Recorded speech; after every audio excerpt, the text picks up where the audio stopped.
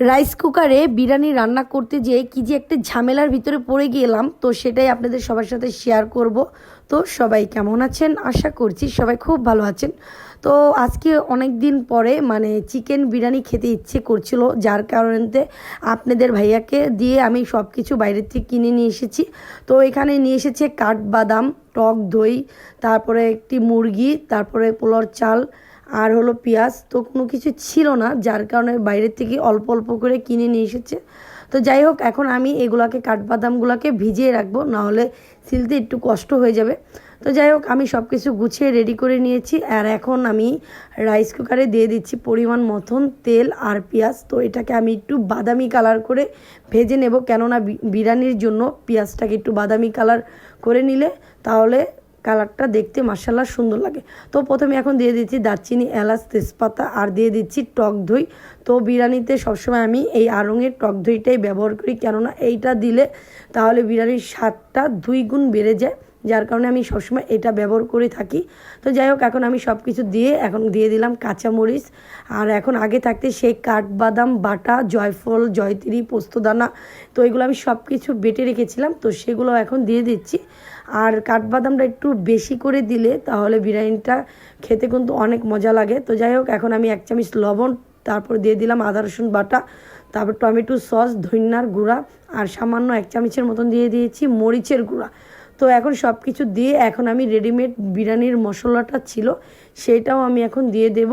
এটা হলো চাইলে আপনারা দিতে পারেন, না চাইলেও দিতে পারেন না, কেননা এই জিনিসটা দিলে কি হয়, একটু স্বাদটা একটু ভালো লাগে। তো আমার কাছে সবসময় আমি বাটারটার সাথে সাথে এইটাও একটু ব্যবহার করি, তাহলে এটার সেন্টটা আরও বেশি ভালো লাগে।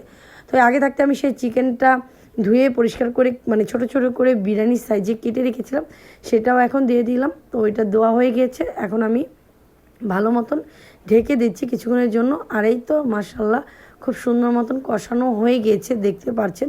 এখন আমি এইটার থেকে মাংসগুলো সব একটি আলাদা পাত্রে উঠিয়ে নেব। আর যেই ঝোলটা থাকবে সেই ঝোলটার ভিতরে আমি আগে থাকতে পোলার চালটা ধুয়ে এটাতে দিয়ে দেব। আর যেই সমস্যার কথাটা যে বললাম, সেই সমস্যা এখন শুরু হবে, সেটা হলো পোলার চাল। আমি বুঝতে পারিনি যে এটা পুরনো চাল ছিল, তো 1 কেজির একটু বেশি ছিল চালটা, যার কারণে এখন আমি দেওয়ার পরে দেখছি চালটা খুব বেশি এটাতে হবে না, যার কারণে আমি এই রাইস কুকারে দিয়েও আবার চলে গিয়েছি চুলাতে। আর এই চুলাতে দিতে যেয়ে বড় একটি পাতিলা নামালাম। আর যত তো সবাই আপনারা কম বেশি জানেন যে আমার বাসা কারেন্টের চুলা, আর কারেন্টের চুলা এতগুলো রান্না একসাথে তেমন একটা ভালো হয় না। তো কি আর করার, এখন কিছুই করার নেই, যার কারণে আমি এখন ওই চুলাতে এনে বড় পাতিলায় চালগুলা দিয়ে দিয়েছি। তো দিয়ে এখন আমি সেখানে পরিমাণ মতন পানি অ্যাড করে দিচ্ছি, পোলার চালের যতটুকু লাগবে। তো এই তো আমি পরিমাণ মতন দেওয়া হয়ে গেছে। এখন পোলার চালটাকে দিয়ে একটু লবণ দিয়ে এখন এটাকে ভালো মতন মিক্স করে নিচ্ছি। তার আগে কিন্তু আমি একটু ঘি দিয়ে ভেজে নিয়েছিলাম। তো যাই হোক, এখন আমি এটা ঢেকে দিলাম। আর এই তো কিছুটা ফুটে এসেছে, আমি এখন দিয়ে দেব সেই মাংসটা। আর মোটামুটি মাশাআল্লাহ খুব ভালোই দেখতে দেখা যাচ্ছে, ঝরঝরা হয়েছে, সেটা আপনারা দেখতে পাচ্ছেন। তো সেই চিকেনটা আমি এখন দিয়ে এটাকে আবার কিছুক্ষণের জন্য দমে রেখে দেব। আর এই তো মাশাআল্লাহ হয়ে গেছে, দেখতে পাচ্ছেন আমার চিকেন বিরিয়ানিটা। এটা আমি একটা বলে খুব সুন্দর মতন বেড়ে নেব। তো যাই হোক, আপনাদের কাছে এই বিরিয়ানির রেসিপিটা কেমন লাগলো সেটা অবশ্যই কমেন্টে জানাবেন।